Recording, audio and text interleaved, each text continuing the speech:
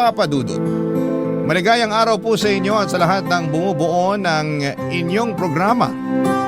Maligayang araw din sa mga katulad ko na araw-araw nakikinig sa Barangay LS 97.1.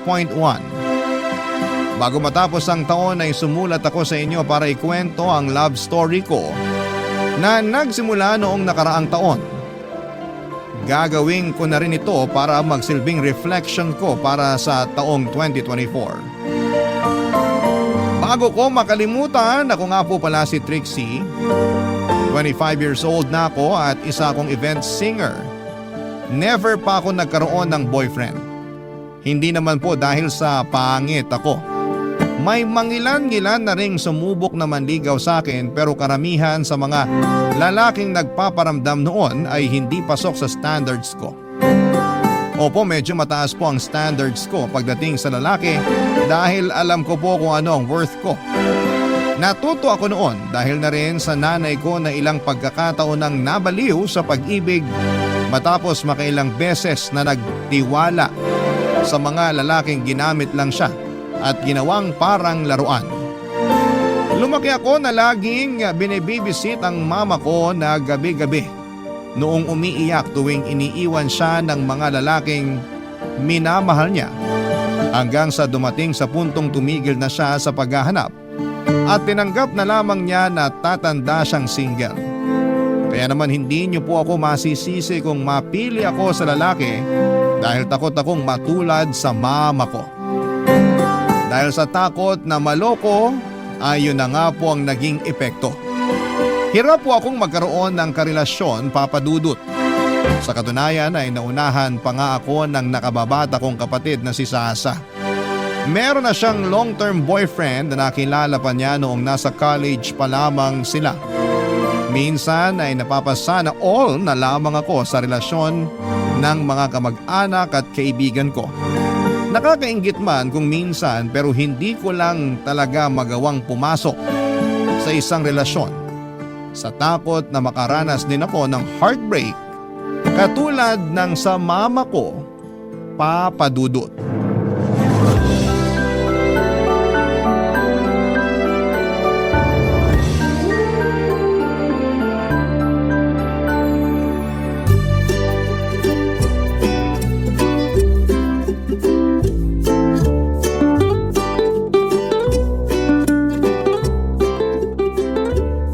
Sasa, 3 days na lang bago magpasko. Yee, nakaka-excite! Anong exciting dun? Malamig nga ang Pasko mo eh.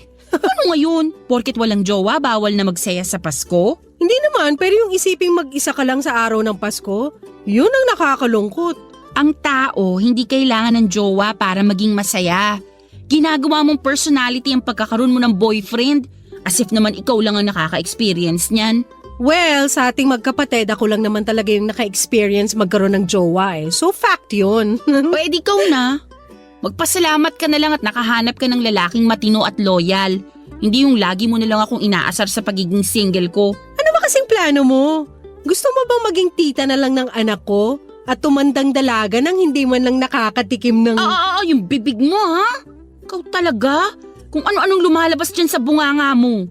Siyempre, may plano rin naman ako magkaroon ng pamilya someday. Hindi naman ako forever magiging single eh. Gusto ko rin namang makaranas ng pag-ibig. Anong inaantay mo? Na magbagsak ang langit ng lalaki sa harap mo? Bakit naman hindi? Mas maganda nga na langit na mismo ang mag-decide para sa love life ko. Para sa ganon, hindi ako ang may kasalanan if ever mang hindi maganda ang kalabasan ng first relationship ko. Kung ganyan lang din, talagang tatanda kang dalaga. Ate Trixie, ang pag-ibig, tinatrabaho yan. Hindi yan kusang mahuhulog mula sa langit. Parang pera yan na kailangan paghirapan para makuha. Saan ba kasi kailangan magpasa ng resume? May interview din ba yan katulad ng paghahanap ng trabaho? Oo, meron. Ang tawag doon, dating. Makipag-date ka para makahanap ka ng jowa. Palibhasa kasi sa'yo, napaka-choosy mo. Yung hinahanap mong lalaki, mala Dennis Trillo eh. Hindi ka naman kasing ganda ni Jenny Lynn Mercado. Ay, sa bagay, iniisip ko palang parang sumasakit na ulo ko. Wala akong lakas para sa mga ganyang bagay. Eh di ngayon pa lang, tanggapin mo ng tatanda kang dalaga. Di bale, Mag-aanak na lang ako ng marami para may pagkaabalahan ka kapag uugod-ugod ka na. Grabe ka! Alam ko na! Ano? Napanood mo ba yung video tungkol sa pagkain ng ubas sa ilalim ng lamesa pagsapit ng New Year? Hindi pa. Ano naman yun? May napanood kasi ako na tip online para sa mga taong hirap na hirap magka-love life tulad mo. Ang sabi, kailangan mo raw kumain ng 12 ubas sa ilalim ng mesa pagpatak ng 12:00 sa bagong taon. Ano namang kalukuhan yan? Hindi, totoo to. Pamahiin daw yun sa Spain. Ang sabi 12 grapes means 12 months of good luck. Pero dapat mabilis mong kainin yon kasi kapag nag-12:01 na at di mo pa naubos yung 1 dosenang ubas, yung mga matitirang yun yung bilang ng mga buwan na mamalasin ka. Ang OA naman nun? Ang sabi rin kapag nagawa mong kumain ng 12 ubas, suswertehin ang love life mo sa susunod na taon. Sus! Nagpapaniwala ka sa mga ganyan? Gawin mo, wala namang mawawala eh. Malay mo, magkajowa ka na. Anong klaseng ubas ba? Ewan ko, yung green yata. Basta, kahit anong ubas na lang. Bibilhan kita para sa New Year. Gawin mo yun ha. Parang sira naman to. Ano naman magiging itsura ko nun? Nagpuputo ka na sa labas tapos nasa ilalim ako ng lamesa? Gusto mo bang magkajowa o hindi? Gusto. O edi gawin mo. Sabi ko nga, malay mo, palaring ka na sa pag-ibig sa susunod na taon. Hay nako, bahala ka dyan. Ginagawa mo pa akong utu-utu eh. Totoo to, ano ka ba? Bahala ka, kung ayaw mo edi wag. Tatanda ka na lang dalaga talaga. Bahala ka dyan, aalis na ako. Kakanta pa ako sa isang event mamaya. Saan naman? May company Christmas party akong nabook sa Taguig. Binayaran ako para mag-perform. Ay wow, bongga. Kailangan kumayod para may pera sa bagong taon. Yun ang totoong swerte. Basta, bibili pa rin ako ng ubas para sa bagong taon. Ikaw nang bahala kung kakain ka o hindi. Ayan ha, tinutulungan na kita. Ewan ko sa'yo. Minsan nakakasawa ring makarinig ng mga tanong kung kumusta na ba ang love life ko o kung may boyfriend na ba ako.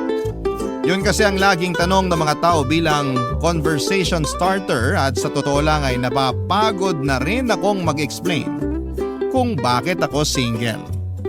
Para kasing laging naipapamukha sa akin ang pagiging mapanglaw ng puso ko. Kaya naman bago natapos ang taong 2023 ay ipinangako ko sa sarili ko na bibigyan ko naman ang sarili ko ng boyfriend. Ano man ang mangyari pagpasok ng 2024. Kung kinakailangang babaan ko ang standards ko ay gagawin ko yon. Para naman maranasan ko na rin ang tinatawag nilang pag-ibig. Nakakahiya mang aminin pero ginawa ko ang pagkain ng 12 ubas sa ilalim ng lamesa na binanggit ng kapatid kong si Sasa. Ganon na ako kadesperada noon dahil for the first time ay nagkaroon ako ng urge. Nadanasin din kung paano ba talaga ang umibig. Noong 2023 ay nagkaroon ng malaking year-end party sa bahay ng pinsan ko. Nagsasama-sama kaming magkakamag-anak ng first time lang nangyari dahil umuwi ang mga pinsan ko mula sa US. Ilang kaibigan at dating kakilala rin ang dumalo sa party ng time na yon. Pagsapit naman ng 12:00 habang nasa labas ang lahat at masayang nanonood ng fireworks display, sa kalangitan ay palihim akong nagpunta sa kusina dala ang 12 ubas para gawin ang sinasabi ni Sasa na pampaswerte sa love life. Sa isang long table kung saan nakadisplay ang mga pagkain ay gumapang ako sa ilalim ng lamesa.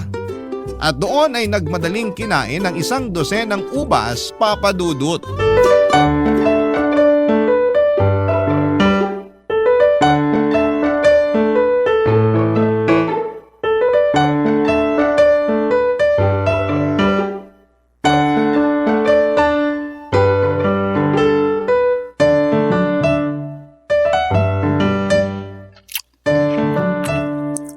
Oh my gosh! Ano ba itong ginagawa ko? Para akong baliw dito na kumakain ng ubas. Sana naman pala rin ako ngayong 2024. Please lang, tadhana. Bigyan mo na po ako ng jowa. Oh, 12:01 na. Nakain ko naman yung mga ubas on time. Sana talaga totoo yung sinasabi ni Sasa. Makalabas na nga. Mamaya may makakita pa sa akin dito nakakahiya. Ay po, sagla! Nagulat naman ako. Akala ko kung ano na yung gumagapang. Naku, sorry, di ko alam na may tao pala. Halika, tulungan na kitang tumayo. Salamat. Di ko talaga alam na may tao pala rito. Akala ko nasa labas na lahat eh. Teka, tama ba yung nakita ko? Galing ka sa ilalim ng lamesa? Oo. Kasi may hinahanap lang ako kaya napadpad ako sa ilalim. May chinek lang ako. Ikaw, anong ginagawa mo? Bakit ka gumagapang dito sa kusina ng pinsan ko? May hinahanap lang din ako. Mahina na yung mga mata ko kaya kinailangan kong gumapang. Gumagapang habang may hawak na mangkok? Mangkok na may ano ba yan? Mga tangkay ba yan ng ubas? Oo, ano to? Tangkay nga ng ubas. Paborito ko kasi ubas eh. Okay. Mukhang alam ko na kung anong nangyari Ha? Bakit? Ano ba sa tingin mong nangyari? Hulaan ko kung ba't ka gumagapang sa sahig. Galing ka rin sa ilalim ng mesa, no?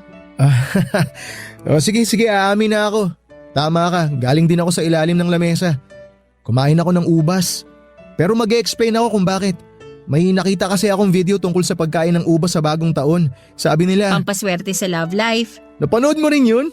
Hindi. Sinabi sa akin ng kapatid ko. Actually, ginawa ko nga rin eh.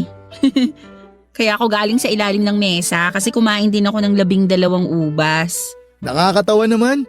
Pareho pala tayo ng ginawa. Akala ko ako lang yung nagpapaniwala sa mga ganun eh. May kasama pala ako.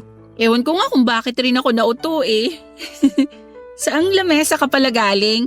Hindi kita napansin nung pumasok ako eh. Dito ako sa kabila, yung mga lalagyan ng plato at baso. Yun yung lamesang mataas eh. Hindi kasi ako kasya dyan sa lamesang pinagpwestuhan mo. Nung nagsilabasan na lahat, nagpaiwan ako. Sabi ko sa pinsan mo, magsi-CR lang ako sandali. Kaya pala hindi kita napansin. Mas nauna ka pala sa akin. Sumama pa ako sa labas kanina eh. Mabuti na lang pala hindi ako nagpunta sa lamesang yun kung hindi nagkagulatan tayo. Tama. Diyan din sana ako pupunta kanina eh. Kaso wala nang time kaya nagmadali na ako. Pero nagkagulatan pa rin tayo kasi sabay tayong lumabas, di ba? Oo nga eh. Nakakahiya na huli pa akong gumagapang galing sa ilalim ng mesa. Huwag kang mag-alala, secret lang natin to. Sure ka ha? Huwag mong ipagsasabi kahit sa pinsan ko. Pagtatawanan ako ng mga yun. Oo naman, basta wag mo rin ako ibubuko. Sige, deal yan. Safe ang secret natin sa akin. Ano palang pangalan mo? Trixie, ikaw, Jacob. kaano-ano ka ng mga pinsan ko? Kapitbahay ka ba nila? Hindi, college friends kami. Oh, I see. Ngayon lang kita nakita eh. First time ko lang din kasing maimbitahan dito. Mag-isa lang din kasi ako ngayong bagong taon kaya in-invite ako ng mga pinsan mo. Parang get together na rin namin to pagkatapos ng mahabang panahon. Parang ganun. Sa bagay, ngayon lang din kasi sila umuwi kaya ngayon lang din siguro kita nakita. So, kumusta naman? Nakain mo naman lahat ng ubas mo? Oo, muntik na nga ako mabilaukan eh. Ako nga, muntik na hindi umabot sa oras eh. Ang lalaki din kasi nung nakuha kong ubas. Ay, sinabi mo pa. Ay, sana worth it nga talaga tong kalokohang pinagagagawa natin. Sana nga. Sana talaga magkatotoo yung hiniling mo ngayong gabi. Ikaw rin. Tara na sa labas. Baka hinahanap na tayo ron. May sisindihan pa yata silang fountain eh. Mauna ka na, susunod na lang ako. Okay, sige. Kita na lang tayo sa labas ha.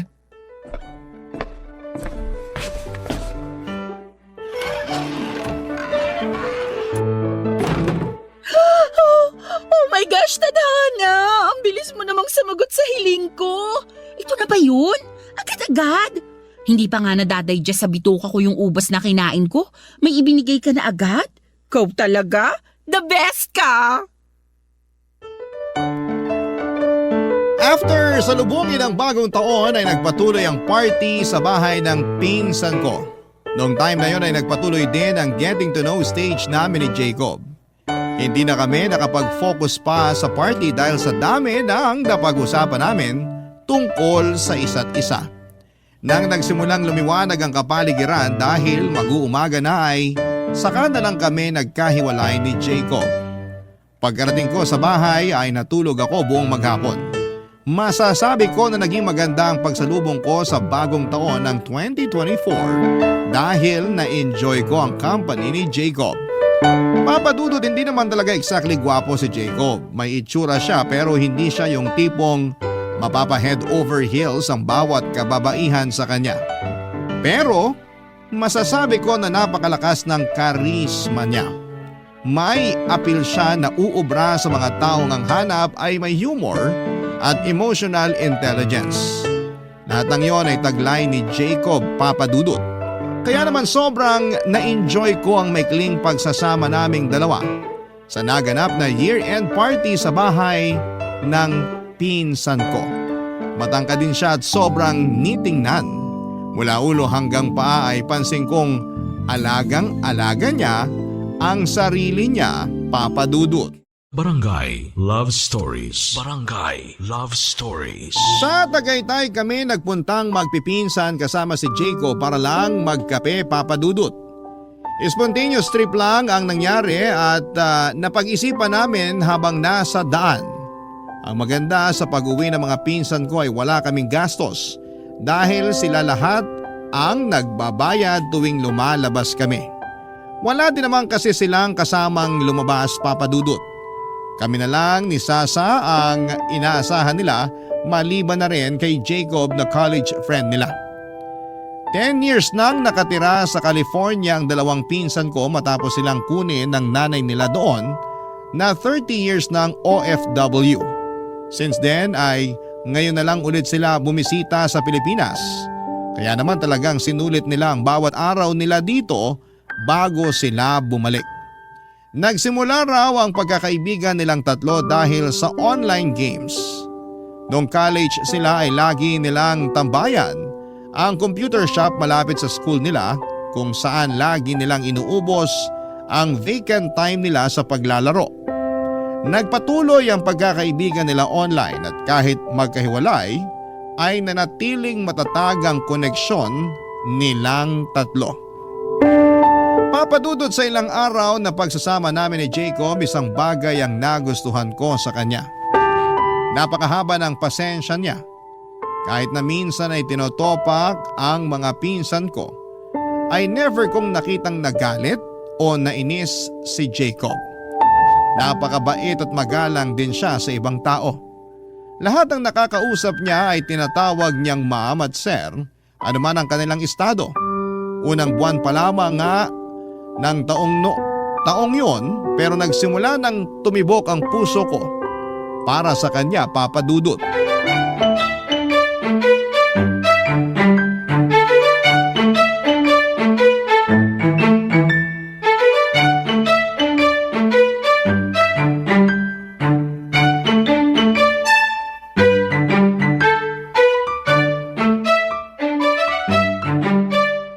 Masarap tong California maki na in-order mo.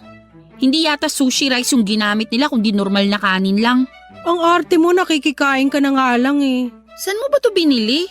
Mura lang naman to. In-order ko dun sa dati kong kaklase. Nag-business kasi siya, tapos minessage ako. At dahil mabait ako, umorder ako para naman suportahan siya. Wow! New Year's resolution mo ba yan? Mabait ka na ngayon? Sa'yo lang naman ako hindi mabait, no? Maiba tayo. Anong meron sa inyo ng Jacob? Anong ibig mong sabihin? Kala mo di ko napapansin? Iba yung galawan yung dalawa eh. May something na ba sa inyo? Wala no. Asus! Nag-deny pa. Kulang na lang idikit mo sarili mo dun sa lalaki na magkakasama tayo sa Tagaytay. Mukhang tinutuong mo talaga yung promise mo sa akin na magjojowa ka na this year ah. Kakapalit pa lang ng taon, naglalandi ka na agad. Magkaibigan lang kami ni Jacob. Masaya siya kasama. Ano bang masama dun? Wala naman. Pero kung may nararamdaman ka sa kanya, hindi uubray ang pagdi-deny mo. Paano ka makakahanap ng boyfriend kung ayaw mong umamin sa feelings mo? Halata naman na may gusto ka ron eh. O sige, oo na. Type ko siya. O ayan, inamin ko na. Happy ka na? Ganyan. Kung maglalandi ka talaga, panindigan mo. Sa akin ka pa magsisinungaling eh, obvious naman sa pagmumukha mong bet mo yung guy. So ano naman nagustuhan mo sa kanya? Cute siya. Weh! Para sa akin, cute siya. Kaya itigil mo yung pagiging judgmental mo. Wala naman ako sinabi ha. Itsura mo pa lang kahit hindi mo sabihin, alam ko na kung anong iniisip mo. Hindi man siya cute para sa'yo, pero para sa akin, oo. Malakas ang appeal niya at nakakadagdag sa karisma niya yung pagiging mabait niya. So mahilig ka sa good boy. Wala yan sa hilig. Basta ang sa akin lang, pasok siya sa standards ko. Sa bagay, cute naman kayo. Bagay kayong dalawa. Tingin mo? Oo! Kailangan mo ng lalaking mahaba ang pasensya. Kasi napaka-moody mong tao. Tuwing kabilugan ng buwan, nag-iiba yung ugali mo, kaya dapat lang na ang jowain mo ay yung malawak ang pangunawa. Ano namang masasabi mo sa kanya? Nakasama mo na siya kaya for sure, may impression ka na kay Jacob. Well, to be honest, okay naman siya. Hindi siya mukhang bobo. Madiskarte siya at saka marunong makisama. At tama yung sinabi mo, mabait siya. Kung ikaw ba, magiging type mo rin siya? First of all, magkaiba tayo ng taste kaya hindi ko siya mabebetan. Pero kung type mo siya, sino naman ako para mag-judge, diba? Pangalawa, hindi ako mahilig sa mga lalaki masyadong mabait. Mabait na ako eh. So gusto ko yung medyo demonyo.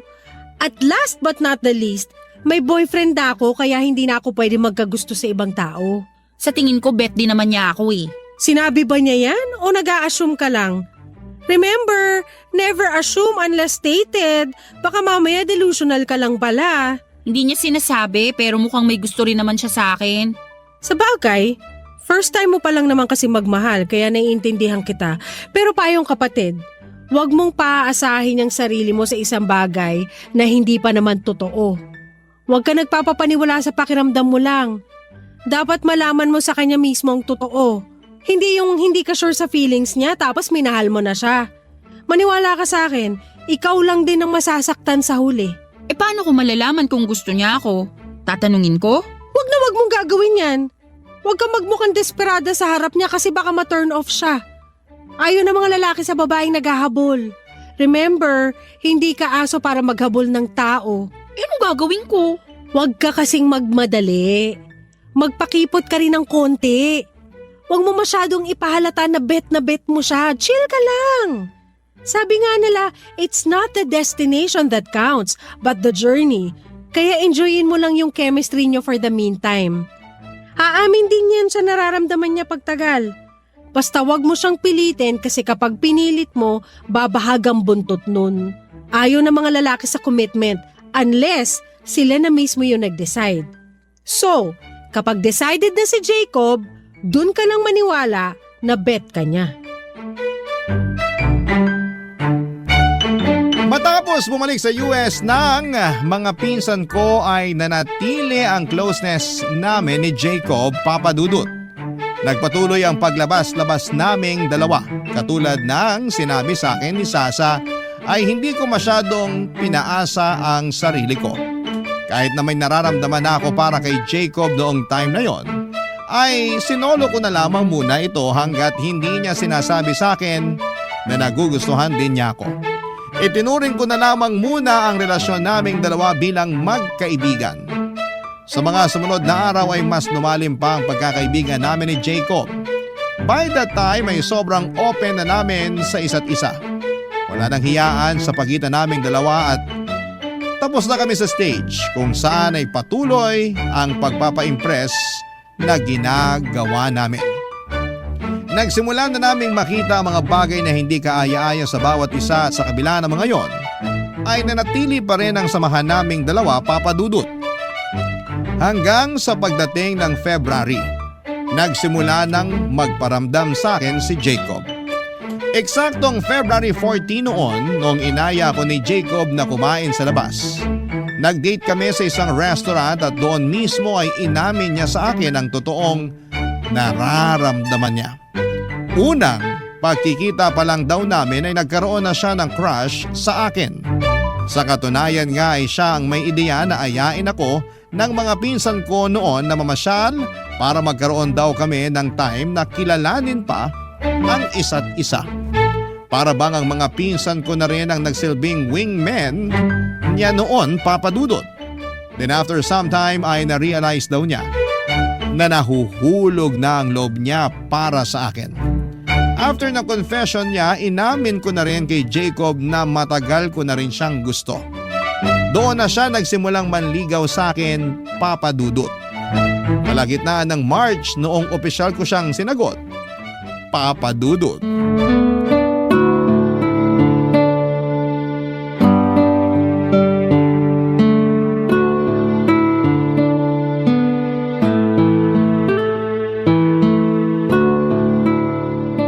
Maganda pala dito ng gantong oras, no? Wala na masyadong tao. Tahimik na yung paligid kaya masarap maglakad-lakad. Kaya nga paborito ko yung ganitong oras eh. 11 p.m. onwards, tahimik na ang mundo. Sobrang peaceful, maliban na lang sa mga taong kumakayod pa rin sa gabi. Ako kasi morning person ako kaya hindi rin ako masyado nagpupuyat. Ngayon lang. Sorry ha, mukhang kasalanan ko pa yata kung bakit magkaka-eyebags ka na. Ayos lang, syempre bilang boyfriend mo, hindi rin naman ako makakatulog habang hindi pa ako sigurado na nakauwi ka na ng safe mula sa mga gig mo. Kaya sa mag-alala ako sa bahay, mas magandang samahan na lang kita. Ay, nga pala, eto, may regalo ako para sa'yo. Hala, ano to? Buksan mo na! Oh my gosh, ang ganda! Infinity necklace yan, late gift ko. Para sana nung mansari natin yan kaso late dumating kaya ngayon ko palang may bibigay. Thank you! Maliit na bagay lang yan. Ang cute-cute naman! 4 months na pala tayo. Ang bilis ng panahon, no? Isipin mo, last year, hindi tayo magkakilala. Pero dahil sa ubas, nagkita yung mga landas natin. Nakakatuwa nga pero naniniwala ka ba talaga na yung ubas ang rason kung bakit tayo nagkakilala? Yun naman talaga, di ba? Kung wala kang planong kumain ng ubas nung New Year at wala rin akong idea tungkol sa ubas-ubas na yan, hindi tayo magkikita sa kusina ng pinsan ko. Pero may chance pa rin naman na magkakilala tayo since nasa iisang lugar naman tayo nung oras na yun. Kung sa bagay, oo nga naman, pero ubas pa rin ang naging dahilan. Sa mga encounter na pwedeng mangyari sa atin nung gabing yun, nagkita tayo nung kumain tayo ng ubas. Hindi ka ba naniniwala sa ganun? Na may mga taong destined talagang magkakilala? Parang Red String Fury. Sabihin na nating naniniwala naman ako. Kumain nga ako ng ubas, di ba? Pero ayoko lang paasahin yung sarili ko sa isang bagay na walang katotohanan Yun bang aakalain kong ito na talaga yung final kasi destined nga ako no? Pero in the end, hindi pa pala tayo yung para sa isa't isa. Bakit? Dumating ka na ba sa point noon na naniwala kang destiny mo na yung partner mo? Oo, palagi. Ganun ako noon Lahat na nangyayari sa buhay, binibigyan ko ng meaning. Ang tingin ko sa buhay ko parang pelikula na lahat na nakakatagpo ko itinadhana para sa akin. Yun pala, dadaan lang sila para saktan ako. Yun ang nakakatakot sa pag-ibig, no? Kailangan mo talagang sumugal. Puso yung nakataya. Kaya kapag natalo ka, masakit talaga. Hindi ko alam kung gaano kasakit yung sakit kasi hindi ko pa naman naranasang ma-broken heart. Pero iniisip ko pa lang, parang maski ako, hindi ko rin talaga kakayanin. Ang kabutihan naman sa mga experience kong ganun, mas natuto ako, mas lumawak pa yung pangunawa ko. So ngayon hindi ka na umaasa? Hindi ka na naniniwala na para tayo sa isa't isa? Siyempre umaasa. Hiling ko nga na ikaw na talaga May reservations man pero araw-araw ko ipinapanalangin na ikaw na yung huli kasi ikaw na talaga yung itinuturing kong huli ko Ay, sana nga. Yan din ang dalangin ko. Lalo na't sobrang pressure sa part ko kasi napakahaba pala ng pinagsamahan nyo nung ex mo. Paano mo nalaman? Wala naman akong nakwento sa'yo tungkol sa ex ko Nabanggit nung pinsan ko, 7 years daw tumagal yung relationship nyo. Tama, 7 years nga. Pwede bang tanungin kung anong nangyari? Bakit kayo naghiwalay? Ayoko na sanang pag-usapan yun. Tapos na yun tsaka hindi ko ugali magkwento ng past relationships ko lalo na sa'yo na girlfriend ko. Okay lang naman kung ayaw mong sabihin. Mas maganda na rin yung wala akong alam. Ignorance is bliss, ika nga nila. Kung wala kang alam, wala kang aalalahanin. Tama. Huwag na nating alamin yung tapos na. Tsaka wala ka naman dapat ipag-alala Okay naman yung naging hiwalayan namin ng ex ko. Walang masamang tinapay sa pagitan naming dalawa. That's good. At least wala kang evil eye na matatanggap kasi walang taong galit sa'yo. Ang hilig mo talaga sa mga pamahiin, no? Well, wala namang mawawala kapag naniwala ka. Huwag mo lang gawing personality para hindi ka masabihang baliw. Baka naman pati horoscope natin na check mo na kung compatible tayong dalawa. Ay actually matagal ko nang nagawa yan. Talaga? So ano sabi? Compatible ba tayo? Virgo at Taurus? Compatible naman kasi pareho tayong earth sign. Nice! E di kung ganun, wala nang problema. Aligned naman pala pati stars natin Pareho nga lang tayong hard-headed kasi ang earth sign minsan matitigas ang ulo. Iyon lang.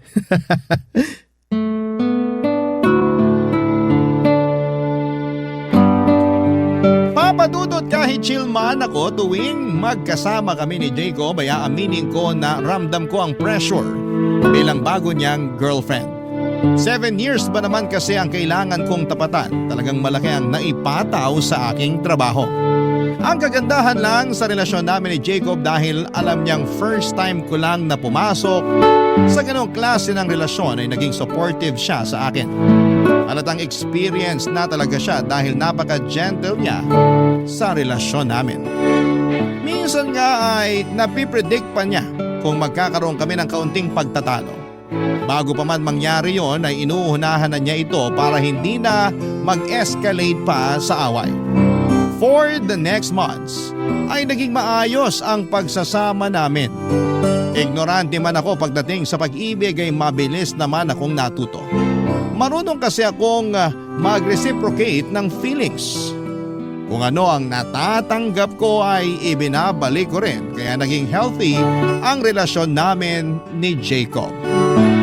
Hindi ko alam kung dahil siniswerte ba talaga o destined ba kami. Ang mahalaga lang para sa akin noon ay maayos ang tinatakbo ng relasyon namin. Dumating ang unang pagsubok sa relasyon namin ni Jacob nito lang November. Kung kailan ilang buwan na lang ay malapit na naming i-celebrate ang isang taon namin bilang magkarelasyon. Isang tao ang muling nagparamdam sa buhay ni Jacob. Walang iba kundi ang ex niya. Ang malala, Papa Dudut, ay buntis ito nang muli siyang nagpakita. Barangay Love Stories. Barangay Love Stories. Papa Dudut, nalaman ko ang muling pagbabalik ng girlfriend ni Jacob mula sa kanya mismo. Yon ang maganda sa relasyon namin ni Jacob. Wala kaming tinatago mula sa isa't isa, Papa Dudut.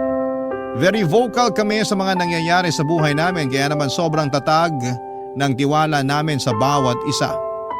Pagkatapos niyang makita at muling makausap ang ex niya ay nagkwento agad sa akin si Jacob.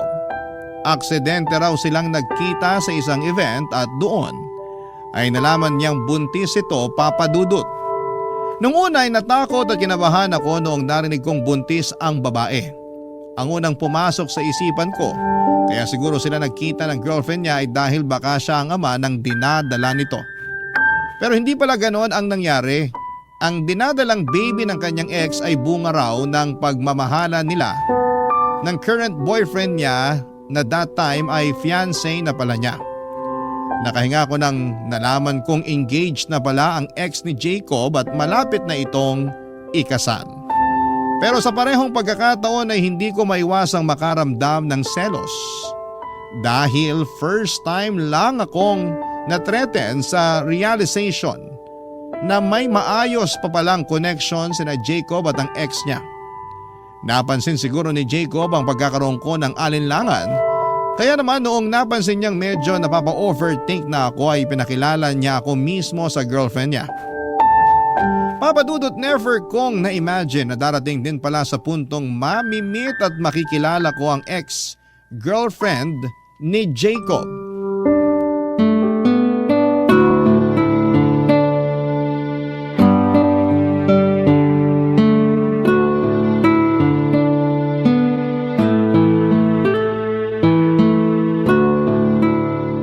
So, kumusta naman yung eyeball nyo ng ex ng jowa mo? Eyeball talaga? Ano pa bang ibang tawag dun? Okay naman yung meet up namin. Mabait siya, in fairness. At gusto mo yon? Mas mabait yung ex kesa sa'yo? Mabait din naman ako kaya walang kaso sa akin yun. Alam ko sa sarili ko na mabait akong tao. Sure ka?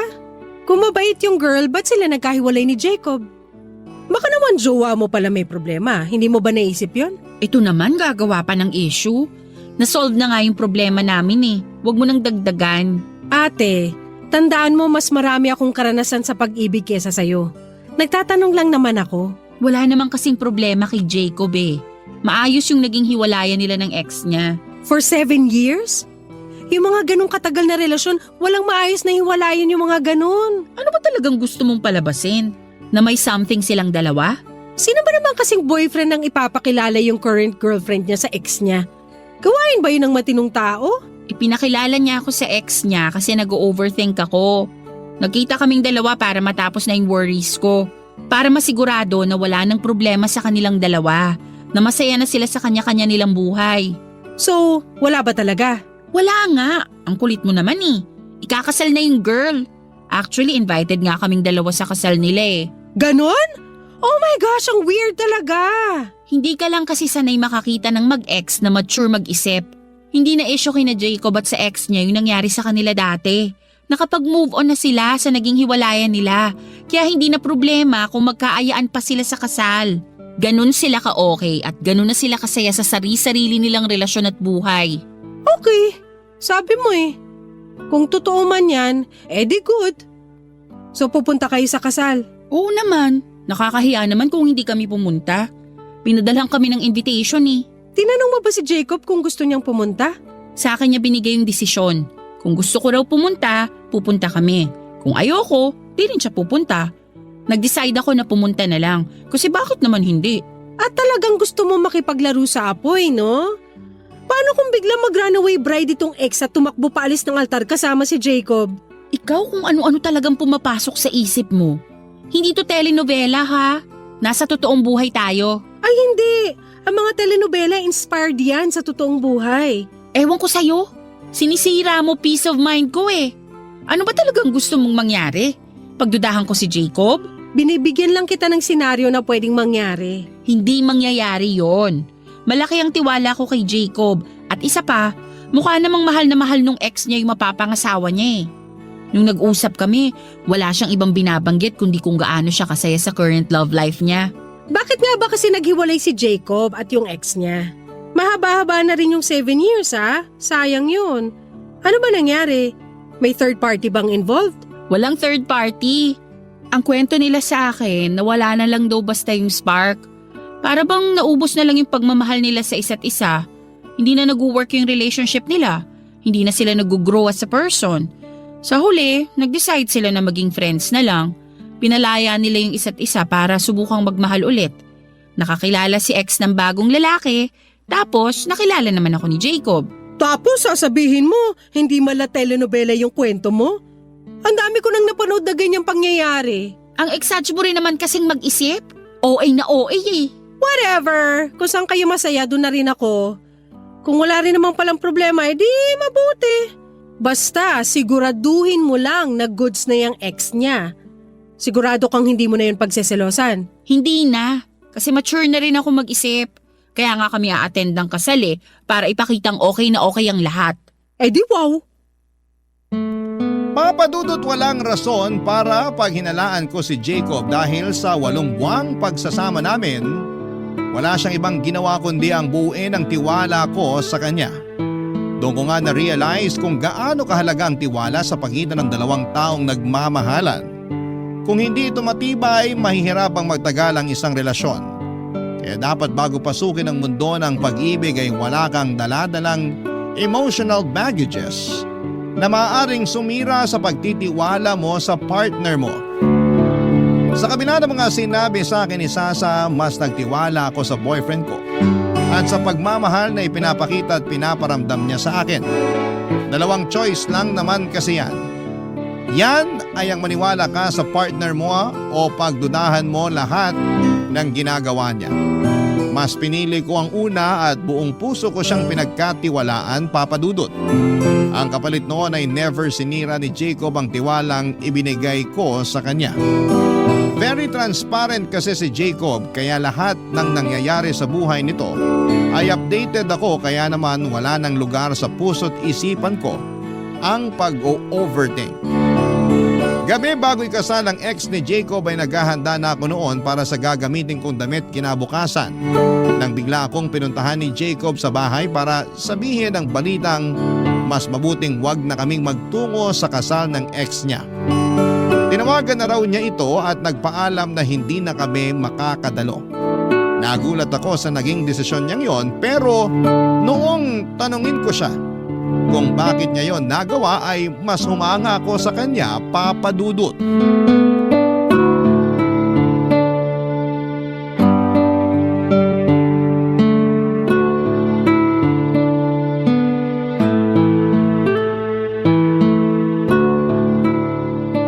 Bakit naman biglang nagbago yung isip mo? Last minute ka namang nag-decide na di na tayo attend ng kasal ng ex mo. Naka-ready na pa man din ako. Pasensya ka na kung hindi na kita natanong ha. Bigla lang kasi ako nagkaroon ng realization eh. Anong klaseng realization naman yun? Na hindi magandang tingnan na pupunta pa tayo sa kasal ng ex ko. Lalo pa na isasama kita. Ano namang hindi maganda doon? Tapos na kasi kami. Kumbaga, wala na dapat kaming koneksyon ng ex ko. Kasi sarado na yung kwento namin eh. Hindi na dapat namin dinadagdagan pa yung memory sa pagitan naming dalawa. Pareho na kaming nag-decide na tapusin ang lahat eh. Ngayon kung patuloy kaming magiging ganito, para saan pa tinapos namin ang lahat, di ba? Eh baka naman yun yung closure na inaasahan niya. Gusto niyang makita mo siyang ikasal para mapatunayan niyang masaya na siya sa bagong buhay niya. Para saan pa? Pumunta ako o hindi, matutuloy pa rin naman yung kasal nilang dalawa eh. Hindi nila kailangan yung presensya ko para matuloy yung kasal nila. Ganon din ako. Hindi ko kailangan yung presensya ng ex ko para lang patunayan na mahal kita. Tsaka nakakainsulto yun sa part nyo ng mapapangasawa niya. Kaya pakiramdam ko talaga hindi na kita kailangan dalhin sa kasal nila. Kahit sa ang anggulo tingnan kasi hindi maganda eh. Pero okay lang naman sa akin eh. Patunay lang yun na mature na kayo pareho. Natanggap nyo nang hindi kayo ang endgame katulad ng naging explanation ko kay Sasa. Matagal ko nang tanggap ang totoo. Hindi ko na kailangan patunayan yun. Ayoko lang nadalhin ka sa nakaraan na hindi naman na dapat balikan. Ayoko rin kasing maging parte sa bagong buhay na binubuo ng ex ko ngayon. Ganon din ako. Ayoko siya maging parte sa bagong chapter ng buhay ko kasi nga tapos na kami. Sure ka na ba talaga dyan? Di na tayo pupunta? No regrets? No regrets. Tsaka final na. Nakapag-decide na talaga ako. At sorry ulit kung hindi ko man lang na-consider yung feelings mo. Katulad nga ng sinabi ko, pumunta man tayo o hindi, okay lang sa akin yun. Malaki ang tiwala ko sa'yo at alam ko namang kapakanan ko lagi ang inuuna mo eh. Alam kong hindi ka gagawa ng mga desisyon na ikasisira ng relasyon natin. Ganon kalaki ang tiwalang binibigay ko sa'yo araw-araw. Salamat. Patuloy kong gagawin yon hanggang sa pagtanda natin. Alam ko sinabi ko na to noon na hindi ko na paaasahin pa ang sarili ko pero willing akong sumugal ulit at maniwala na tayong dalawa na talaga magsasama hanggang sa dulo. Hindi kita papaasahin. Pangako ko sa'yo na mamahalin kita hanggang sa huli. Cheesy man pakinggan pero yun ang totoo. Yun ang gagawin ko hanggat patuloy na tumitibok ang puso ko. Alam mo, para hindi masayang yung naging preparation mo, mag-date tayo bukas.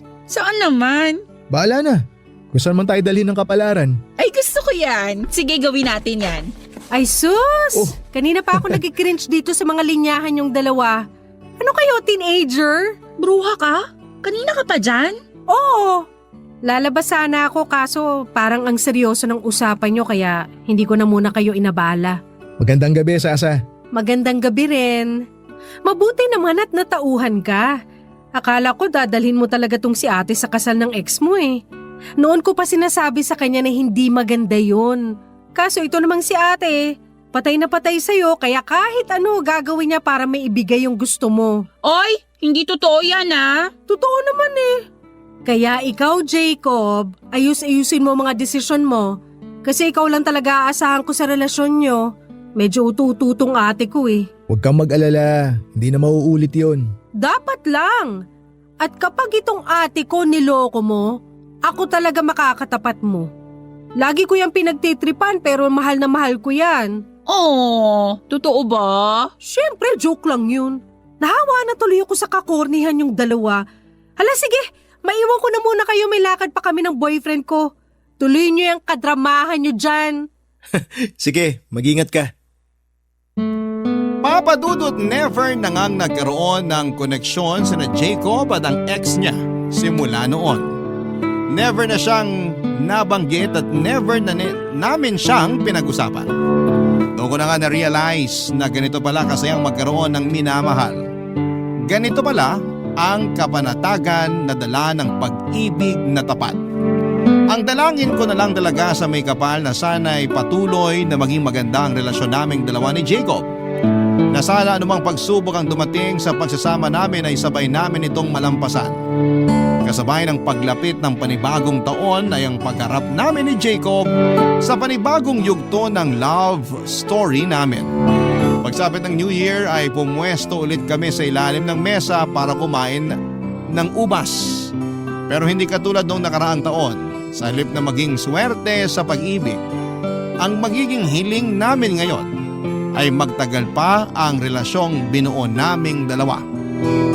Hanggang dito na lamang po ang kwento ko sa inyo, Papa Dudut. Malay po ninyo, sa susunod na taon ay may bagong kwento na naman akong ibabahagi sa inyo tungkol sa relasyon namin ni Jacob.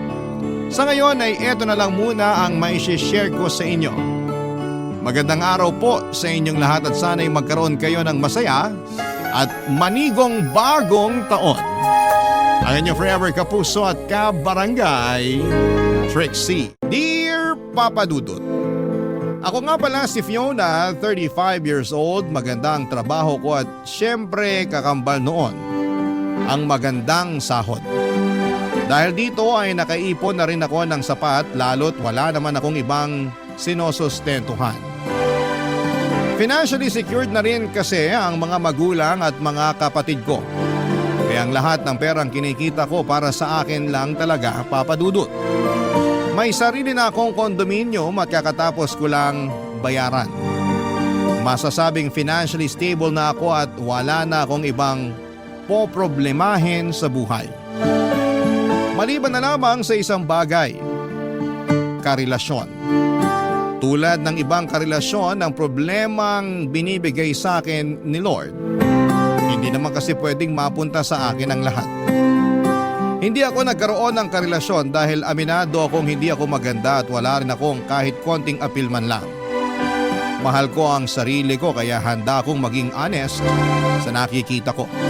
Kulang talaga ako sa ganda. Alam yon ang lahat at hindi ko naman yon kinakahiya. Tanggap ko naman ang mukha ko kaya siguro'y madali lang tanggapin na wala ring tatanggap sa akin. Kontento naman sana akong single kaya lang isang araw nakaramdam ako ng inggit ng makasabaya namin ng gay friend at dati kong kaklase na si Mars. Ang mga magkakarelasyon na tinado pa ang asukal sa katamisan sa isang kainan. Nagkataon pa na puyat at bad mood ako noon kaya mababa ang emosyon ko. Kaya naapektuhan ako sa mga nakikita kong magkakarelasyon sa paligid ko. Hindi rin nakatulong ang pagre-real talk sa akin ng kaibigan kong si Mars. May pagkataklesa pa naman ang baklang yon at pinush niya ako na humanap ng jowa bago magsara ang dapat magsara sa akin. Napaisip tuloy ako at natakot. Baka isang araw ay magsara na lamang lahat ng butas ko sa tenga. Papa Dudut.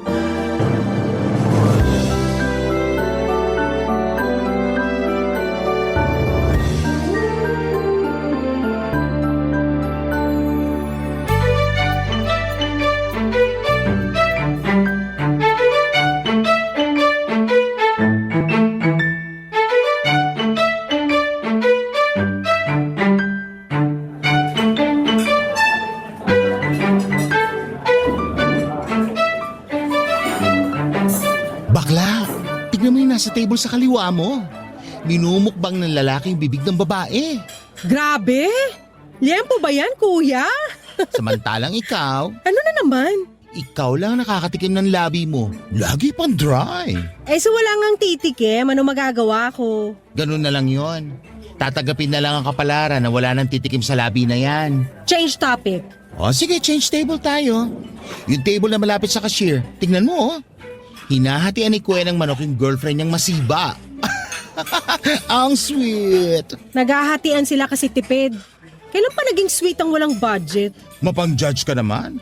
Porke tinahatian sa manok, wala nang budget. Bakla naman, umorder sila ng isang manok at 2 rice. Hati na sila sa manok at sinagad na nila yung libreng gravy para isabaw sa rice. Walang sweet doon. Nakakaawa. Eh yung nasa kanan ng cashier, yung naka-couple shirts na dilaw. Tignan mo naman kung magyakapan. Nagkapalitan na halos ng pawis at buni. Ikaw ba gusto mo may kapalitan ng pawis at ka-share sa buni? Sariling pawis mo palang mas maalat na sa dagat eh. Paano pa kaya kapag naghalo na yung mga pawis niyong dalawa? Eh di hello, dialysis na? Ang nega mo talagang bakla ka, no? Kaya ka hindi nabibiyayaan ng jowa eh. Sorry, nadala lang ng puyat. O nadala ng inggit. Ang lakas mo maka-evil eye na magkakarelasyon. Ikaw yata ang dahilan ng mga hiwalay na magkakarelasyon ngayon eh. Iba ang inggit na pinapatawid mo sa kanila. Kasi naman, bakit sila nabibigyan ng ganyan? Sila na malakas sa tadhana. Ang unfair ng universe ha. Mamaya mas lalo kang tumandang dalaga niyan. Eh di tumandang dalaga. Paki ko. Tingnan mo yung nasa likuran mo, dali. Ayoko nang tumingin sa mga magkakarelasyon. Umay, tigilan mo ako. Bakla, hindi magkarelasyon ang nasa likuran mo. Potential karelasyon yan. Dalili mo na. Ano bang... Hi po, magandang gabi. Hi! Magandang gabi rin. Andrew nga pala. Hi Andrew, single ka? Kasi single tong friend ko si Fiona. Mars! Tinutulungan na nga kita, aangal pa. Shut up ka na lang. So, single? Single na single. Ay, teka, may nakalimutan akong gawin. Ano na naman? Uwi pala muna ako saglit. Nakalimutan ko palang punasan yung likod ng TV ko. Puro alikabok na yun. Ngayon ko pa naman nakaschedule linisan. Andrew, baka naman pwede mo samahan muna si Fiona rito sa mesa namin. Hindi kasi marunong umorder yan ng pagkain ng mag-isa. Pwede ba? Mars! Lafangin mo na pagkaalis ko, ha? O paano? Babwa! Pwede kitang tulungang umorder ng pagkain. Nagbibiro lang yung kaibigan ko. Marunong ako sa maraming bagay. Marunong ka bang magmahal? Yan yung hindi ko pa natututunan. Nadali mo ako dyan ha. Diyan naman kita pwedeng turuan. Alam mo kung magtitrip ka lang, umalis ka na lang. Hindi ako nang titrip. Kanina ko pa kayo tinitingnan ng kaibigan mo. Natutuwa ako sa mga tawa at pagsimangot mo. Cute. Wala nagsasabi sa akin ng ganyan. Ikaw pa lang. Kawalan nila yon. Hugasan nga nila yung mga mata nila para makita nila kung gaano ka-cute. Papadudot na lamang ko na mas bata si Andrew ng 5 taon sa akin. Hindi ko gustong pumatol sa mas bata sa akin. Pero nadala ako ng kagwapuhan niya at kakaibang charm. Para siyang Prince Charming talaga at sino ba naman ako para mag-inarte, hindi ba? Kaya naman sinulit ko ang mga oras na yon para maibida ko ang sarili ko. Oo, at wala akong maibida tungkol sa pisikal kong kaanyuan pero nagawa kong ibida kung gaano kaganda ang trabaho ko at pasahod. Bukod pa roon ay binida ko rin na meron akong sariling kondo. Nakikinig naman noon sa akin si Andrew at nakatitig lang sa akin. Nailang ako sa mga titig niya na parang hinuhubaran ako. Nagagandahan kaya siya sa akin. Iyon ang ambisyosang naging tanong ko. Napansin kong naubos ko na pala ang kinakain ko at dahil gusto ko pang mapatagal, ang usapan namin ay inaya ko siyang umorder at sinabi kong libre ko. Umorder na kami kaagad at pagkatapos noon ay nagtagal pa kami ng mahigit 2 oras na nagkwekwentuhang dalawa. Wala siyang masyadong nakwento tungkol sa buhay niya pero ang nagustuhan ko sa kanya ay good listener siya. Nakinig talaga siya sa akin kahit puro pagyayabang lang ang ginagawa ko tungkol sa achievements ko sa buhay. Sayo lang naman kasi ang kaya kong gawin. I-flex ang achievements ko dahil doon lang ako umaabante. Hindi naman kasi talaga ako maganda at sexy. Kaya bumabawi ako sa areas na alam kong nakakaangat ako. Pagkatapos namin kumain ay nagpaalam na rin si Andrew para umuwi na. Hinintay muna niya akong makasakay bago siya umalis. Ang gentleman niya lalo noong pinagbuksan pa niya ako ng sasakyan. Pagkatapos noon ay inabot niya sa akin ang papel kung saan ay nakasulat ang cellphone number niya at Facebook. Nang makalayo na ang sinasakyan ko sa kanya ay napatili na lamang ako sa kilig. Nagulat tuloy yung driver sa akin. Pagka-uwi ko ng bahay ay agad ko siyang in-add sa Facebook at doon kami nagkausap hanggang sa madaling araw. Kinabukasan ay inaya niya akong mag-date, papadudot.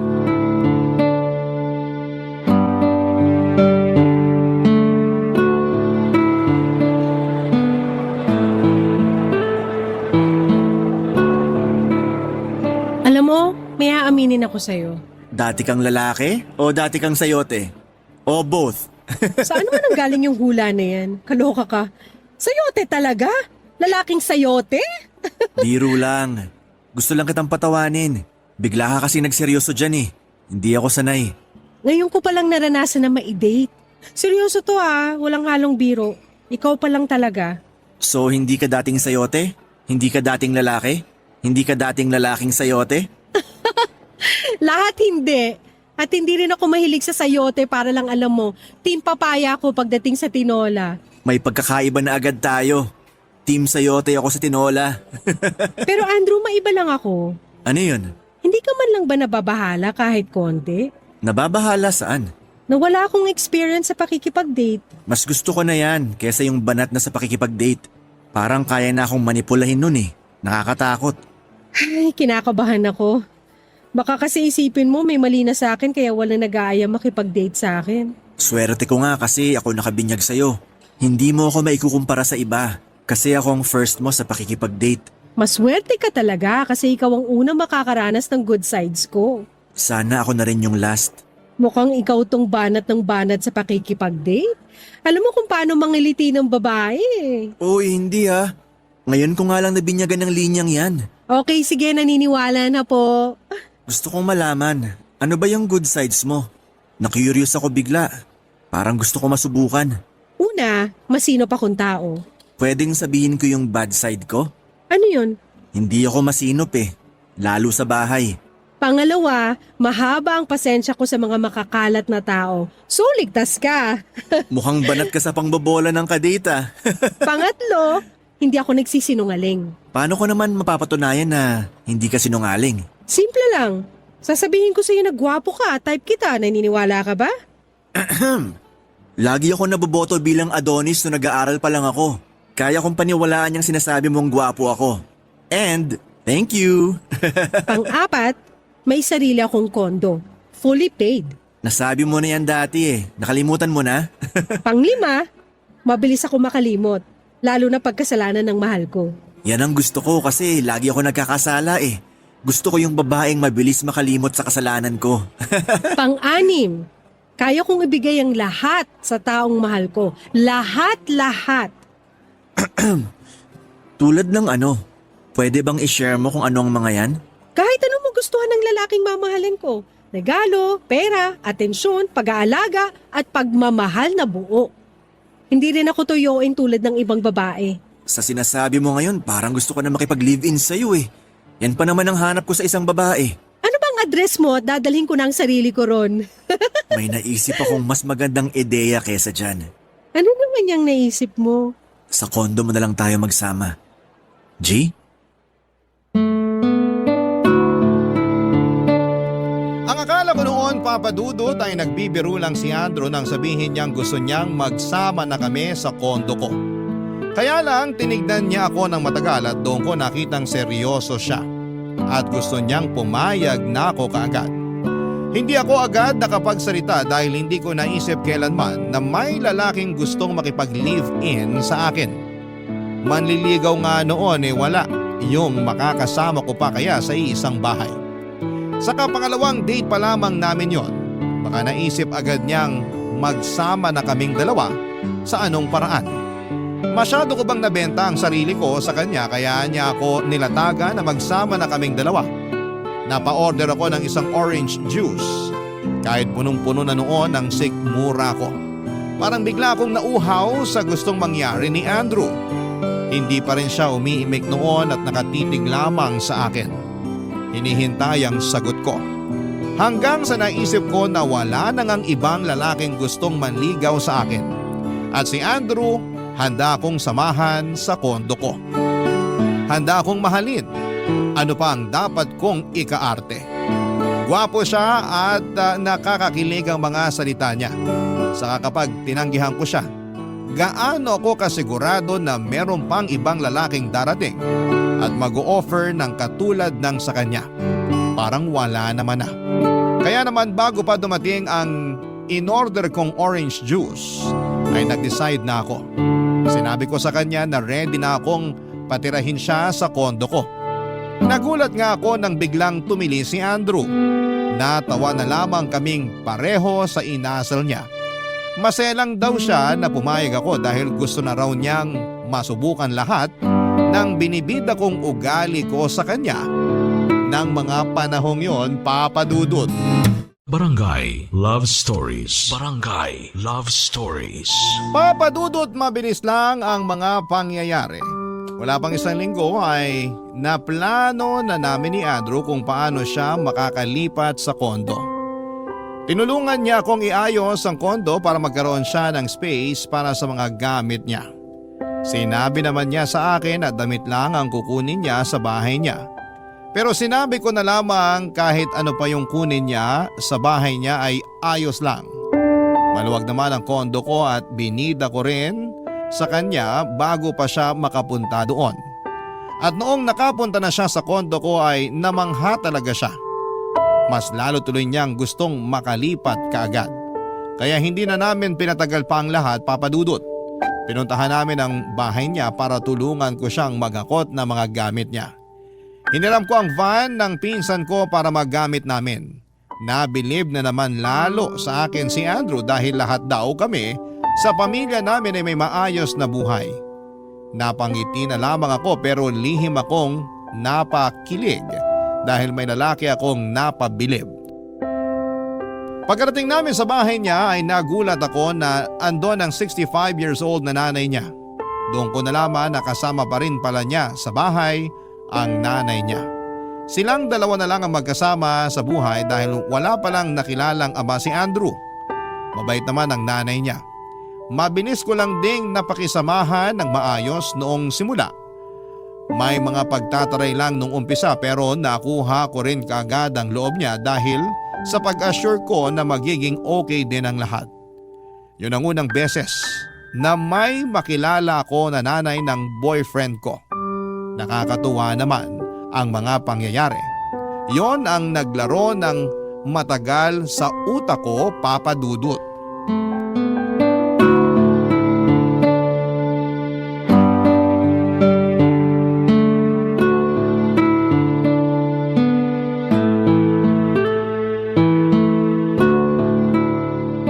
Fiona, nanay ko nga pala. Nay, si Fiona. Girlfriend ko po. Kumusta ka, Iha? Maayos naman po. Mabutit nakadalaw ka naman dito sa bahay naming mag-ina. Sa wakas nakilala ko na rin kayo. Nasabi sa akin kagabi ni Andrew na magsasama na raw kayo sa kondo mo. Opo, pasensya na po kung kukunin ko na sa inyong anak nyo. Alagaan ko naman po. Naku, baka sinasabi mo lang yan ngayon. Baka kapag napagod ka ng alagaan siya, isoli mo rito bigla. Si nanay naman. Ginawa mo naman akong kondensada sa grocery na pwedeng ibalik within 7 days kapag nagbago ang isip. Gusto ko lang masiguro na magiging maayos ang kalagayan mo kapag umalis ka rito sa poder ko, no? Hindi niyo po ba narinig ang sinabi ni Fiona? Aalagaan daw niya ako. May tiwala ako sa mga salita niya. Totoo po yon. Hindi ko po siya gagawing kondensada sa grocery na ibabalik ko kapag ayoko nang gumawa ng salad. Marunong ka bang maglaba, Fiona? May washing machine po ako. Pwede na po ba yon? Automatic yung washing machine niya, Nay. Di na kailangan bantayan lagi. Pag nakita mo, baka pati ikaw makilaban na rin. Pwede naman. Tita, kung gusto nyo, ako na rin na maglalaban ng damit nyo. Madali lang naman yun sa automatic washing machine ko. Nakita mo na, Nay. Pati kayo damay sa pag-aalaga ni Fiona. Marunong ka bang magluto? Naman po. 50% ng pagluluto ko natutunan ko sa mami ko. Yung 50% naman sa internet. Kita mo yun, Nay. May internet si Fiona. Kaya niya magbayad ng internet. Oo na. Sobra mo namang ibida tong nobya mo, Andrew. Kabida-bida naman kasi talaga. Proud lang ako talaga. Kung nag-aalala po kayo na baka agawin ko si Andrew sa inyo, wag po kayo mag-alala. Hindi ko gagawin yon. Gagawa ako ng schedule para madalaw niya kayo 2 beses o 3 beses sa isang linggo. Mukhang napagplanuhan nyo na talaga tong lahat, no? Hindi pa naman po pulido ang plano. Kakasimula lang din naman kasi ng relasyon namin. Biglaan din po yung plano na magsama na kami. Sigurado bang hindi lang kayo nabibigla sa mga desisyon ninyo? Mahirap yung pabago-bago ang isip. Hindi po.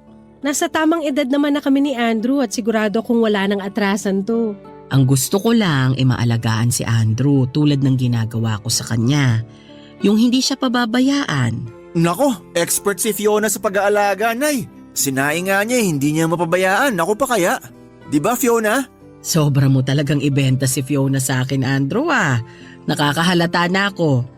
Ganon mo na ba talaga kagustong umalis dito sa bahay natin? Hindi naman, Nay. Binibida ko lang si Fiona sa inyo kasi gusto ko makita nyo na tamang babaeng napili ko. Totoo ba yan, Andrew? Tamang babae ba ako para sa'yo? Makikipag-live-in ba ako sa'yo kung hindi? Sa harapan ko pa talaga kayo nagharutang dalawa. Huwag ka na mainggit, Nay. Ngayon na aalis na ako rito sa bahay, pwede ka nang tumanggap ng manliligaw.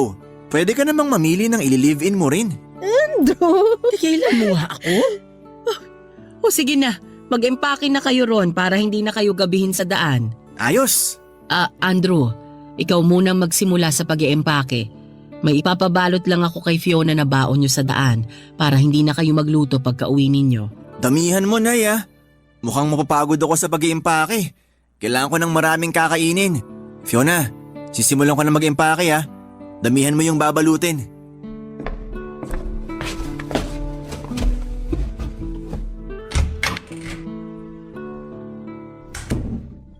Fiona, Ano po yan, tita? wala nang solian ha? Wala nang solian. Anong ibig sabihin doon ng nanay ni Andrew? Para namang nagmukha akong customer na bumili ng pagkain o gamit na walang warranty. Pero hindi ko in-overthink pa yon, Papa Dudut. Lalo't bumait muli ang nanay niya sa akin. Nagpalit agad ng topic ang nanay niya habang kasama ko sa kusina at pinapainit ang niluluto niyang ulam na ipapauwi sa amin. Nawala ng tuluyan ang huling sinabi niya sa akin dahil nahumaling ako sa sarap ng amoy ng niluto niya. Mukhang nakaka-pressure ang luto ng nanay ni Andrew. Parang hindi ko yon mahihigitan. Yun naman bigla ang in-overthink ko.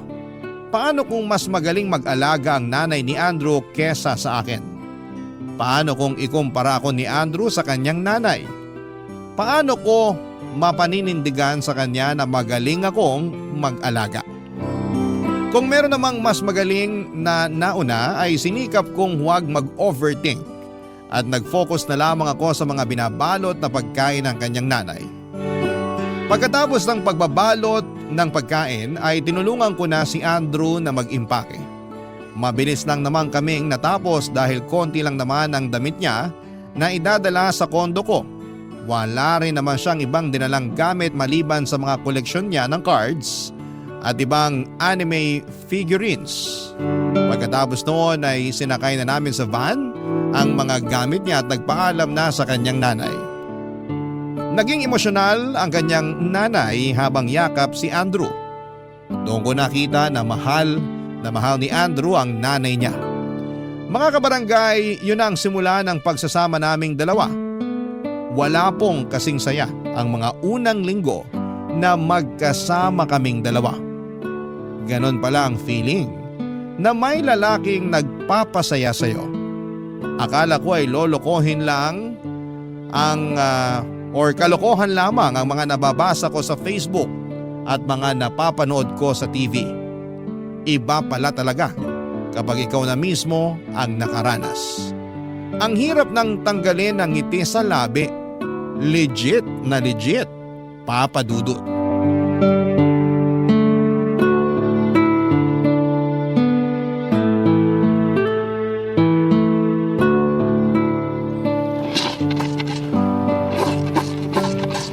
Mga awit ka dyan, kanina ka pa. Ha? Kanina ka pa kasi nakangiti habang kinukusot yung brief ko. Mabango ba? Ang lambot kasi ng tela ng brief mo. Nakaka-enjoy ko sutin. Bakit ba hindi mo na lang sinabay dun sa mga ibang nilalaban mo sa washing machine? Gagaspang lang ang kamay mo dyan. Alam mo namang paborito ko ang malambot mong kamay. Pag underwear kasi dapat hand wash para hindi masira. Ganun ba yon? Hindi ko alam eh. Hindi ka ba naglalaban ng underwear mo? Hindi eh. Sinanay nang gumagawa nun sa akin. Tapos ngayon ikaw naman. Ang swerte ko naman sa buhay. May nanay at GF ako na naglalaban ng brief ko. Hindi ko nga sana lalaban to mga brief mo kaya lang napansin ko hindi ka na nagsusuot ng brief kapag lumalabas tayo. Naubusan ka na pala.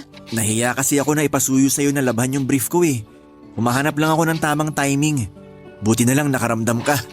Wala rin naman kasi akong ginagawa ngayon kaya sinabay ko na sa paglalaban ng mga panty ko. Thank you ah. At least ngayon siguradong lalaban mo ng mga brief ko sa susunod kahit hindi ko sabihin. Kaya kita mahal eh. Hayaan mo, ibibida ko ulit to kay nanay kapag dumalaw ako sa kanya bukas. Pupunta ka bukas sa nanay mo? Diba kakadalaw mo lang doon kahapon? Nagpapamasahe ng paa si nanay. Natapilok daw sa hagdanan. Asikasuhin ko lang tapos uuwi rin ako agad dito sa'yo. Bukas kasi nakaschedule ng general cleaning natin dito sa condo. Ang dami na kasing kalat dito sa bahay. Hindi mo na ako kailangan dyan. Mas magaling ka maglinis kesa sa akin. Baka makasagabal lang ako. Parang hindi pa nga kita nakita naglinis ni minsan. Paano mo ako makikitang naglilinis? Hindi ko alam kung paano yan. Ikaw talaga? Hindi ka talaga marunong maglinis? Akala ko kasi tinatamad ka lang.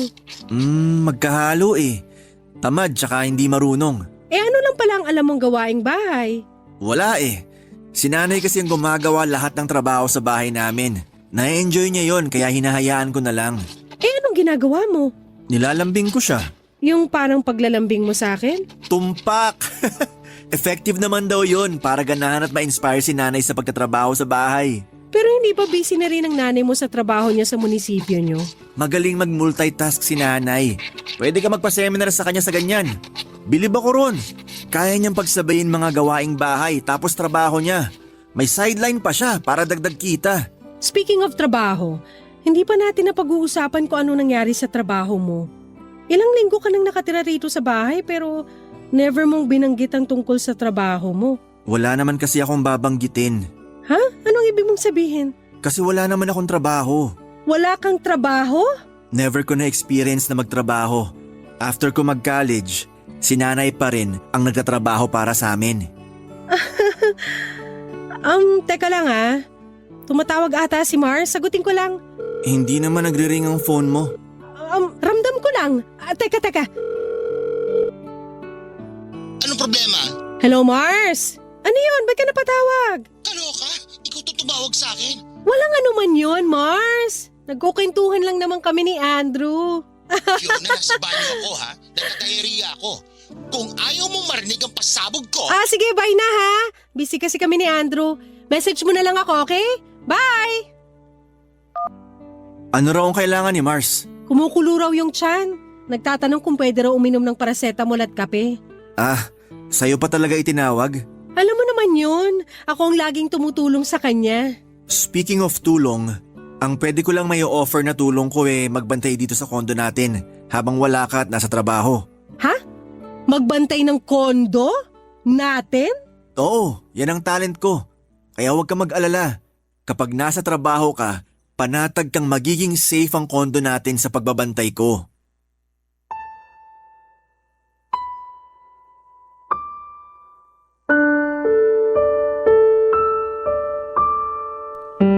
Napanganga na lamang ako sa mga sinabi ni Andrew, Papa Dudut. Doon bumagsak ang mundo ko. Wala na nga siyang alam sa mga gawaing bahay, wala rin siyang trabaho. Bakit ba inuna kong pumayag na makisama sa kanya sa kondo ko kesa tanungin ang ibang detalye sa buhay niya? Hindi na lamang ako umimik pa, Papa Dudut. Hinayaan ko siyang mangawit ang bibig sa kakangiti. Akala niya ay nakaka-proud ng mga sinabi niya sa akin. Sa totoo lang ay na-turn off ako roon dahil hindi ko naman gusto ang isang lalaking palamunin at walang ibang alam na gawain. Maiintindihan ko pa kung wala siyang alam sa gawaing bahay pero at least man lang sana ay may trabaho siya. Pero bakit naman combo pa ang mga bagay na wala siyang kaalam-alam? Napailing na lamang ako sa mga nalaman ko pero sa tuwing napapatingin at nilalambing niya ako ay nawawala sa isipan ko ang mga pagkukulang niya. Alam kong red flag na pero masarap pa rin talaga, Papa Dudut. In love na kasi ako kay Andrew at mabilis lang naman na makalimutan ang mga hindi niya kayang gawin lalo na kapag niyayakap niya ako. Lalo na kapag naiisip kong wala ng ibang lalaki ang pwedeng magmahal sa akin tulad ng ginagawa niya. At saka ang sarap kaya niyang kasama sa labas kapag nagde-date kami. Ka-flex-flex ang itsura niya. Yung tipong ramdam ko ang inggit na mga kababaihan at kabaklaan sa tuwing ako ang ka-holding hands niya. Doon nakakabawi sa akin si Andrew, Papa Dudut. Kaya naman sinubukan ko pang ipikit ang mga mata ko para hindi makita kung gaano kapula ang bandila niya.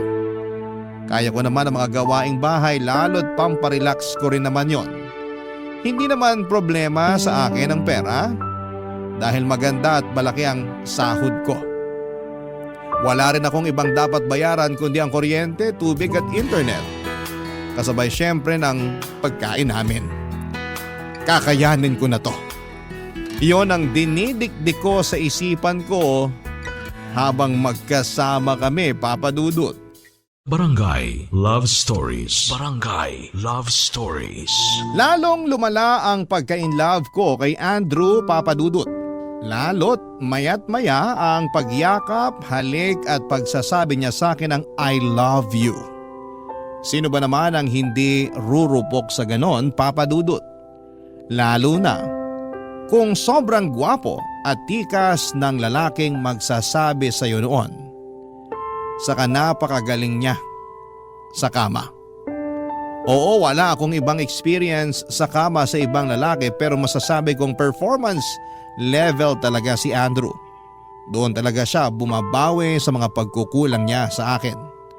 Natakpan ng bahagya ang mga kapintasan niya pero habang tumatagal, mas lumilitaw ang mga bagay na hindi ko gusto sa kanya. May mga araw na talagang nakabalandra na ang mga ayaw ko sa kanya at hindi magawang matakpan pa ng mga paglalambing niya. Palala na kasi ng panalang sitwasyon namin ni Andrew. Ni tupiin ang kumot namin sa kama ay hindi niya magawa. Ni minsan ay hindi siya nagkusa na magwalis man lang kahit sa kwarto namin. Isang araw ay kinailangan ko na ng opinyon ng iba tungkol kay Andrew at nagpaalam ako kay Andrew na makikipagkita ako kay Mars. Gusto pa niyang sumama noon sa akin pero nagsinungaling ako at sinabing may pinagdadaanan si Mars na personal kaya mas magandang ako lang ang haharap sa kanya. Hindi na naman siya nagtanong at nagduda pa.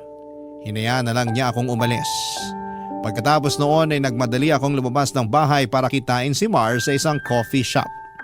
Nang magkita kaming magkaibigan ay niyakap ko kaagad siya ng mahigpit. Hindi na ako magsusumbong noon pero hindi ko alam kung kakampihan ba niya ako.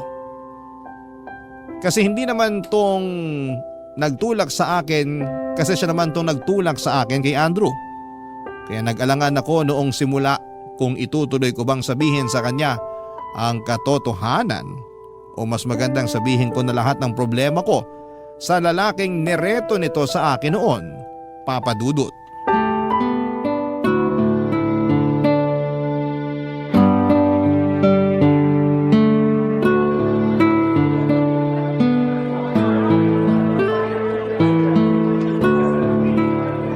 Bakla ka?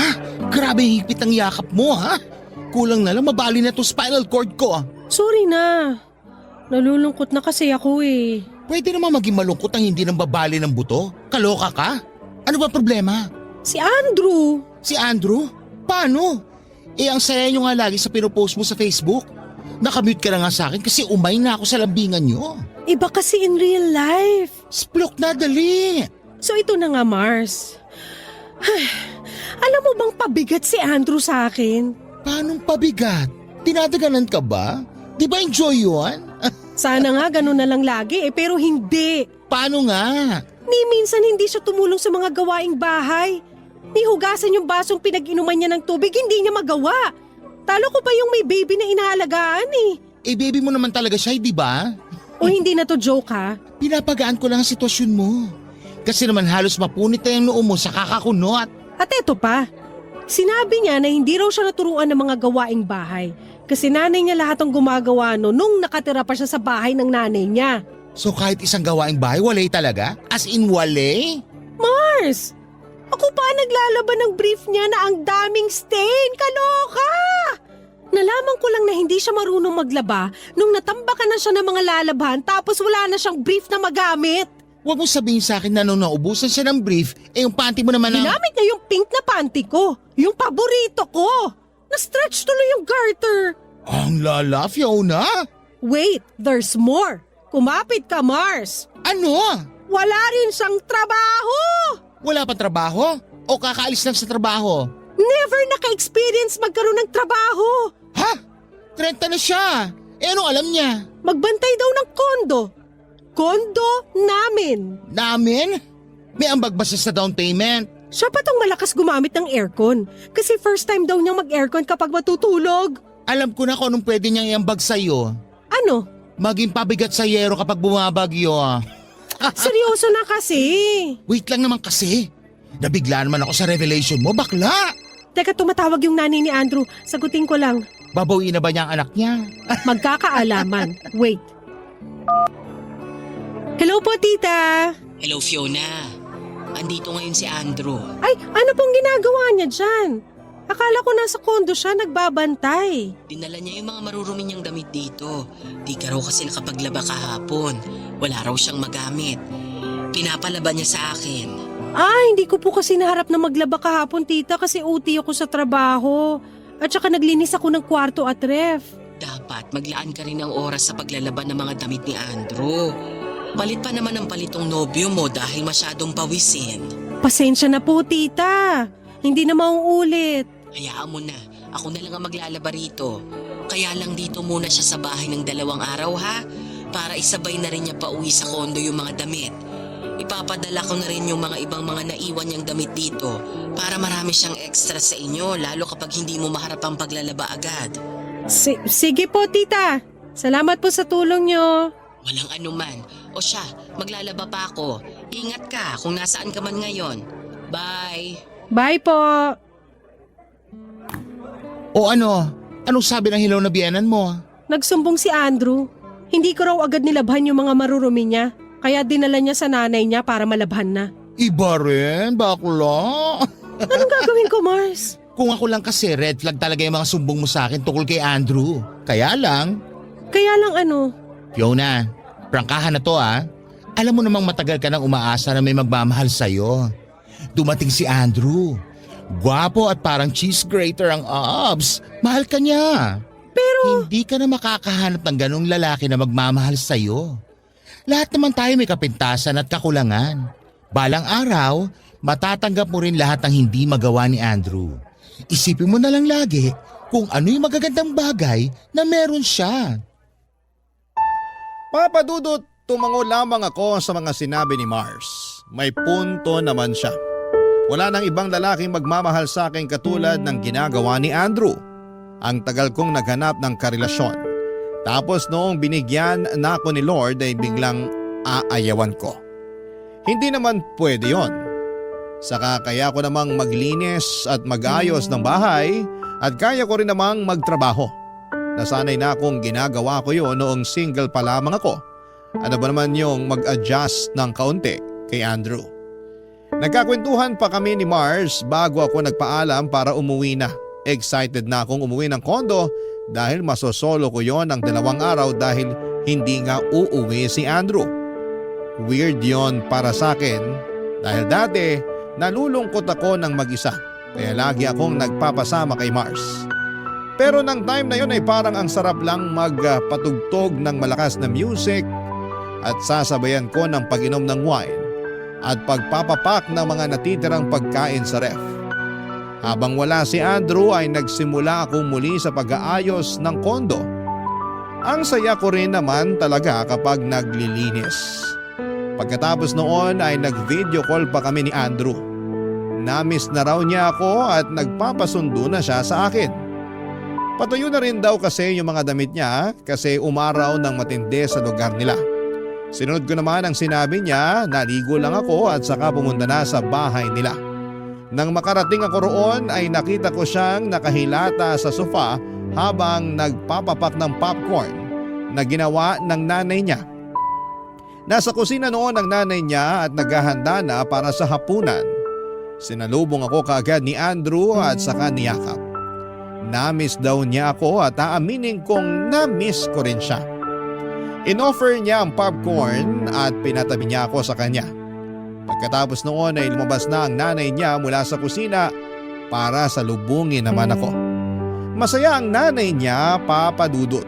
Abot hanggang kisame ang ngiti nang makita ako.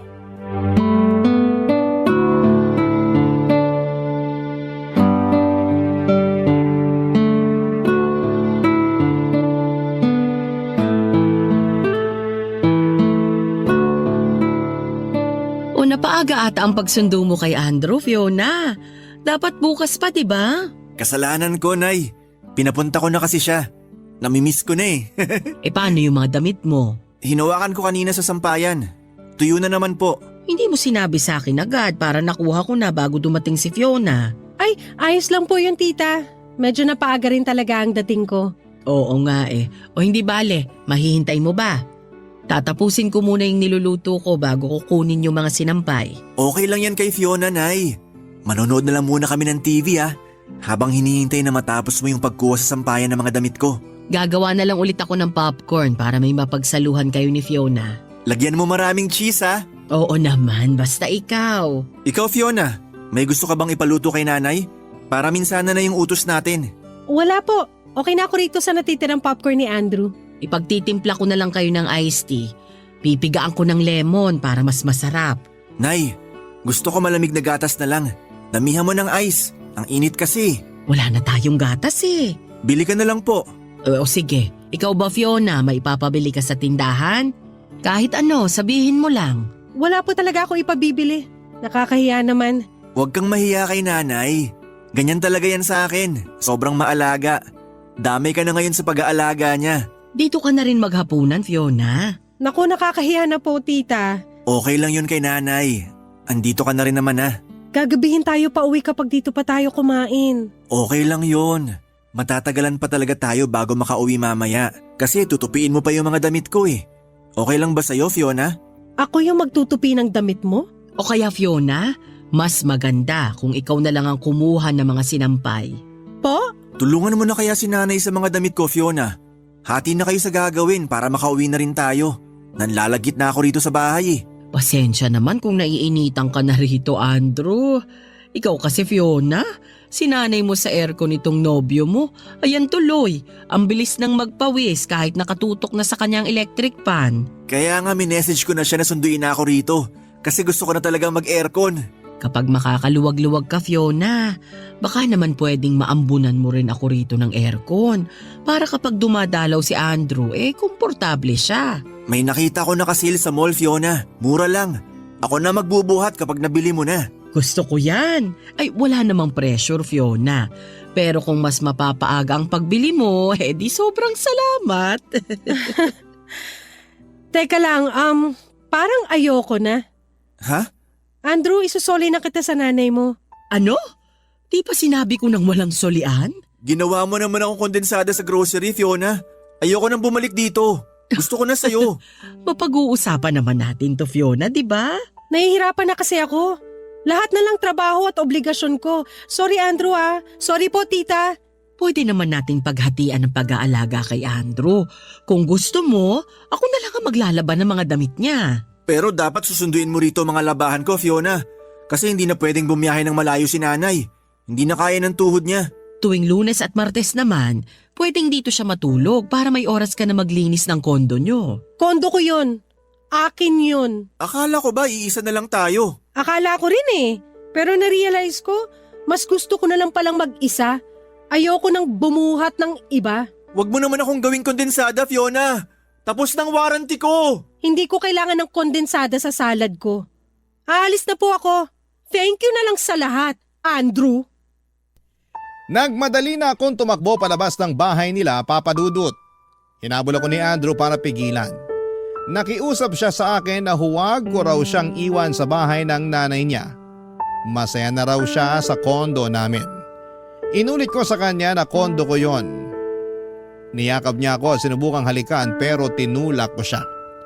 Aminado naman kasi ako na may epekto pa rin ang mga lambing niya pero kailangan kong maging matatag. Hindi na ako pwedeng magpadarang sa kanyang itsura at sa katotohanan na siya lang ang pumatol sa akin. Agad ako nagpara ng taxi at nagmadali ng umuwi, Papa Dudut. Pagkatapos noon ay umiyak ako sa loob ng kondo ko. Oo, at malungkot na muli na mag-isa ko. Pero hindi na ako mahihirapan at mai-stress sa kakaisip sa pag-aalaga ng iba. Nung na-realize ko kung gaano kahirap ang umakay at bumuhat ng iba ay doon na natapos ang pag-iyak ko. Tinawagan ko si Mars para ikwento ang lahat. Natahimik din siya at hindi inaasahan na makakayanan kong bitawan si Andrew. Para pagaanin ng mga pangyayari ay nagbiro na lamang si Mars tungkol sa pagiging pabigat ni Andrew. Binanggit din niya na maswerte na nakuha na ni Andrew ang lahat ng damit niya dahil nagpalaba ito sa nanay niya kaya wala na akong kailangan pang isoli dito. Nagkatawanan kaming dalawa at pagkatapos ng tawag na yon ay nahiga na ako sa kama. Masosolo ko na sa wakas ang kama. Nang mapagod akong humiga ay saka ko naman dumiretso sa kusina. Bigla ko nag-crave ng kondensada. Pagbukas ko ng ref ay nakita ko kagad ang kalahating lata ng kondensada. Nagpainit na ako ng pandesal at saka ginawang palaman ng kondensada. Tahimik po akong kumakain ng pandesal sa kusina ng kondo ko. Walang kahati sa pagkain at napakatahimik. Napangiti ako. Yun ang kailangan kong ma-enjoy ang pag-iisa. Dahil balang araw, kapag papayagan ng Diyos ay magkakaroon na akong muli ng kahati sa pandesal at kondensada. Yung kahating hindi lamang sa pagkain kundi pati na rin sa mga pasanin sa buhay. Maraming salamat po sa Barangay LS 97.1 sa pagbasa ng aking liham. Isa po ako sa inyong masugid na tagapakinig. Ang inyong kapuso at kabarangay forever, Fiona.